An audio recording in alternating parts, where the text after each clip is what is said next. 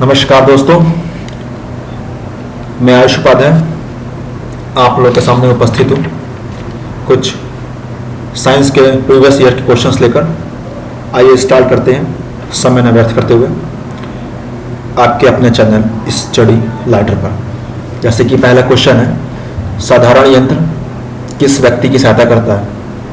जाहिर सी बात है, हम लोग किसी यंत्र का उपयोग करेंगे तो अपनी मदद के लिए करेंगे कि कम बल का उपयोग हो, तो इसमें ऑप्शन बी सही है। कम बल का प्रयोग करके भी उतनी ही मात्रा में काम करने के लिए, ठीक है, मतलब काम उतना ही हो, कम बल लगे। आइए दूसरे चलते हैं। एक व्यक्ति एक संवेदनशील तराजू पर खड़ा है, यदि वह गहरी सांस अंदर लेता है तो तराजू की रीडिंग ऑप्शन बी घटेगी, ठीक है ना। चाहे सांस लो चाहे सांस छोड़ो, आपका वजन घटेगा ही घटेगा। ओके, आगे चलते हैं। तीसरा क्वेश्चन, वॉशिंग मशीन काम करती है अपकेंद्रण पे, वह प्रतिक्रिया बल जो परिमाण में अभिकेंद्री बल के विपरीत लगे उसे हम लोग अभिकेंद्र बल कहते हैं, ठीक है। दूसरा, प्रक्षालन मशीन में कार्य प्रणाली, प्रक्षालन मशीन में भी आपका अपकेंद्री बल का ही कार्य होगा। ओके, और पांचवा क्वेश्चन, निम्नलिखित में से सदिश राशि नहीं है। सदिश राशि नहीं है तो ये तुम्हारा है आयतन। ओके, क्योंकि वेक्टर में क्या होता है कि जैसे इसमें लिखा है कि राशियां जिनको व्यक्त करने के लिए दिशा और परिमाण दोनों की आवश्यकता होती है उन्हें हम लोग सदिश कहते हैं, और बल्कि आयतन में हम लोगों को परिमाण की जरूरत होती है पर हम लोगों को दिशा की जरूरत नहीं होती, इस वजह से वो आपका अदिश है। अदिश बोले को स्केलर है। ओके, वेक्टर और स्केलर, सदिश और अदिश, इंग्लिश हिंदी दोनों में जानना पड़ेगा, वरना हिंदी भाषी छात्रों के लिए ये दिक्कत हो सकती है, क्योंकि ये सब क्वेश्चंस इंग्लिश में बन के आते हैं जो गलत हो सकते हैं। 2019 में क्वेश्चन बन के आया था, कुछ लोगों का गलत भी हुआ था। सदिश राशि ने इसमें फिर पूछा है, इसमें से कौन सी सदिश राशि है? संवेग है। इसमें संवेग और दाब दोनों होगा। IS 97 देखिए, UPSC भी ब्लेंडर करता है क्वेश्चन के साथ। चलिए आइए इसको दोनों चलते हैं। 7वां क्वेश्चन, निम्नलिखित में से कौन सी सदिश राशि है? फिर से इसका ऑप्शन सी होगा, क्योंकि सी में आपको परिमाण और दिशा दोनों है। ओके, आसान है निकालना। 8वां चलते हैं, पदार्थ का संवेग और वेग के अनुपात में कौन सी भौतिक राशि प्राप्त होती है? ऑप्शन सी, द्रव्यमान, ठीक है। जैसे संवेग इक्वल टू द्रव्यमान इनटू वेग, तो द्रव्यमान इक्वल टू संवेग अपॉन वेग, ठीक है। क्वेश्चन फॉर्मूले से हम लोग सॉल्व कर सकते हैं। BPSC 45th P का क्वेश्चन है ये। बल गुणनफल होता है। अब बल का फॉर्मूला क्या होता है? F बराबर ma, force equal to mass into acceleration, तो द्रव्यमान इनटू त्वरण, यानी कि ऑप्शन बी सही है इसका। 10वें पे चलते हैं। यदि किसी घन के आयतन और पृष्ठ क्षेत्रफल को निरूपित करने वाली संख्याएं समान हो तो उस घन के किनारे की लंबाई माप की इकाई में होगी। इसमें देखिए, इसमें क्या कह रहा है? यल क्यूब, यानी कि घन का आयतन इक्वल टू पृष्ठ का क्षेत्रफल, यानी कि 6L स्क्वायर, यानी कि L cube equal to 6L square, L square cut गया, L इक्वल टू 6, यानी इसका ऑप्शन होगा 6। ऑप्शन डी सही है। IS 97। अब ऐसे क्वेश्चन नहीं बनते हैं तो चिंता की कोई बात नहीं है, लेकिन पुनर्वलोकन में दिया हम लोग को सॉल्व करना बनता है। आगे चलते हैं 11वें पे। ऊर्जा संरक्षण का आशय क्या है? ऊर्जा ना सृजन की जा सकती है ना ही नष्ट की जा सकती है, जिसमें ऑप्शन सी होगा। ऊर्जा संरक्षण का नियम हम लोग को ये कहता है। PPSS प्री में पूछा है 8वें। 12वां क्वेश्चन क्या है? हवाओं की ऊर्जा होती है। हवाओं की ऊर्जा ऑप्शन बी, केवल गतिज होती है। हवाएं चल रही हैं उससे ऊर्जा मिलेगी तो गतिज ऊर्जा, जाहिर सी बात है। इसमें हम PDF की इसमें पिक्चर अच्छी नहीं आई है, मैं उसके लिए क्षमा मांगता हूँ आप लोगों से। आगे से ऐसी ब्लंडर हम भी नहीं करेंगे, ये धोखे से हो गया है, कॉपरेट कीजिए। आगे चलते हैं। 13वां क्वेश्चन, वायु शक्ति ऊर्जा कौन सा? फिर से वायु आ गया, यानी कि गतिज ऊर्जा, यानी कि ऑप्शन ए सही है इसका, गतिज ऊर्जा। आप लोग वीडियो पॉज करके क्वेश्चन को सॉल्व और व्याख्याएं पढ़ सकते हैं। ओके, 14वां क्वेश्चन, अब पूछा है कि ट्रेन अगर चलना आरंभ करती है तो यात्री पीछे क्यों झुक जाता है? जाहिर सी बात है, ऑप्शन ए, स्थिरता का जड़त्व का लॉ, ठीक है ना।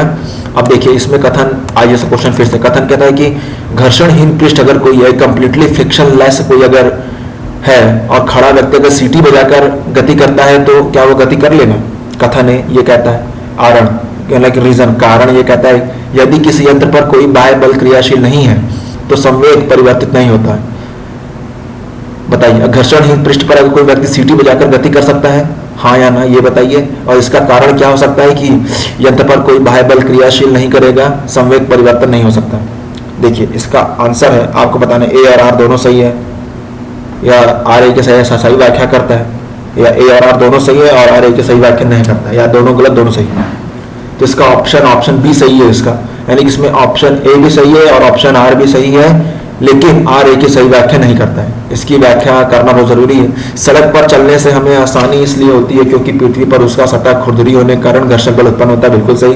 तो उसकी सतह खुरदरी होने के कारण ही हम उस पर पैर टिकाकर पृथ्वी को पीछे ढकेलते हैं और न्यूटन के तृतीय नियम के अनुसार हम आगे बढ़ जाते हैं। इसकी विपरीत बर्फ पर चलक, सॉरी ये हम दूसरे का पढ़ दिए हैं, इसका ये रहा।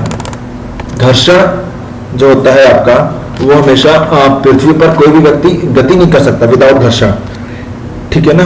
और घर्षण आवश्यक होता है गति करने के लिए। हालांकि पूर्णतः घर्षण रहित सतह पर कोई व्यक्ति सीटी बजाकर अपने को गति में ला सकता है।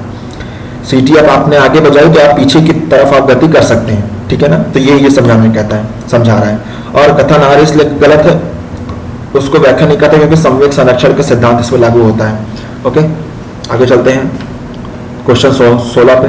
सड़क पर चलने की अपेक्षा बर्फ पर चलना कठिन क्यों होता है? पॉज करिए, आंसर बताइए। इसका आंसर ऑप्शन डी, बर्फ में सड़क की अपेक्षा घर्षण कम होता है। जाहिर बात, जब घर्षण कम होगा तो हम लोग गिर जाएंगे। 17, निम्न कथन में से तथा उससे निकाले गए निष्कर्ष पर विचार कीजिए तथा बताइए कौन सा निष्कर्ष सही है। कथन, भारी हुई गाड़ी को चलाने में उसे चलायमान रखने के लिए आवश्यक ताकत की अपेक्षा अधिक ताकत से अधिक धक्का देना पड़ता है। यानी कि एक कोई गाड़ी है, उस पर कुछ माल लदा हुआ है और उस पर हम लोग ताकत लगा रहे हैं, जितनी ताकत लगानी है उससे ज्यादा लगा रहे हैं। क्यों? इसलिए लगा रहे हैं क्योंकि हम चाहते हैं कि गाड़ी गतिमान हो जाए, क्योंकि जब गाड़ी गतिमान हो जाएगी तो उस पर बल कम लगाना पड़ेगा। ओके, इस वजह से इसका ऑप्शन सी सही है। फिर कॉन्सेप्ट क्लियर है तो क्वेश्चन में गलती हम लोगों से नहीं हो सकती। अब 18वें क्वेश्चन चलते हैं। एक मनुष्य स्थिर नाव, देखिए पूरा ये आपका क्वेश्चन है IS प्री 94 में, ये क्वेश्चन नहीं आएगा, इसको आगे हम लोग स्किप करते हैं। 1900 वाला देखिए, 1900 वाला क्वेश्चन अच्छा है। 1900 वाला IS 96 में आया था कि एक ट्रक, एक कार और एक मोटरसाइकिल की गतिज ऊर्जा समान है। जाहिर सी बात है, जब गतिज ऊर्जा समान हो गई तो आगे पढ़ना ही नहीं है। गतिज ऊर्जा समान है, यदि समान अवरोधक बल लगाए जाए तो वे क्रमशः X, Y और Z की दूरी पर रुकेंगे। बताइए, सिंपल सी बात है। जब गतिज ऊर्जा समान है अतः उन पर समान अवरोध बल लगाए जाए तो समान दूरी पर रुकेगी। तो X = Y = Z, ठीक है। आगे चलते हैं। दो समान द्रव्यमान की वस्तु गतिज ऊर्जाओं, देखिए इक्वेशन है 4:9 है गतिज ऊर्जाओं का अनुपात, तो उनके वेगों का अनुपात क्या होगा? इस पे लगेगा V = mc, K = ½ mv² का फॉर्मूला लगेगा। K1 = ½ mv², K2 = ½ mv², ठीक है ना। दोनों का अपॉन में करेंगे तो हाफ से कट जाएगा, mm से कट जाएगा। K1 = V1, K2 = V2²। तो K1 = 4, K2 = 9, तो V1² V2² = 4/9, यानी कि V1/V2 = 4/9 का अंडर रूट यानी कि 2/3, V1/V2 = 2/3। तो इसका आंसर तुम आपका हो जाएगा ऑप्शन बी। तो ये सब इक्वेशन है, फॉर्मूला बेस्ड है, फॉर्मूला आ रहा है तो निकाल ले जाएंगे वरना फिर स्किप कर देंगे। 21 क्वेश्चन है, ये सब पुरानी क्वेश्चन है। एक व्यक्ति कार में जो विरामावस्था में बैठा है, सड़क से कार के 4 पहियों में से प्रत्येक पर प्रतिक्रिया R लग रही है, प्रतिक्रिया R लग रही है, यानी ये गैस, जिसको मान लीजिए आप घर्षण लग रहा है। जब कार सीधी समतल सड़क पर चलेगी तो अग्र पहियों में प्रत्येक पर प्रतिक्रिया में क्या परिवर्तन आएगा? इसका ऑप्शन होगा, आंसर होगा इसका ऑप्शन डी, सड़क के पदार्थ पर निर्भर करेगा।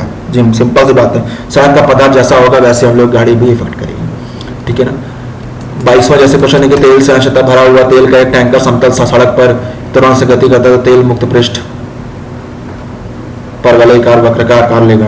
जाहिर सी बात है, समतल सड़क पर समांतर से गति करने के कारण टैंक में उपस्थित तेल का मुक्त पृष्ठ तनाव के कारण परवलयाकार वक्र का ग्रहण करेगा। क्योंकि पृष्ठ तनाव का मतलब यही होता है कि वो सबसे छोटी से छोटी चीज क्या आकार ग्रहण करना चाहता है, और गोला जो होता है, गोल वृत्त जो होता है वो सबसे छोटा होता है, इस वजह से वह गोल का आकार लेगा।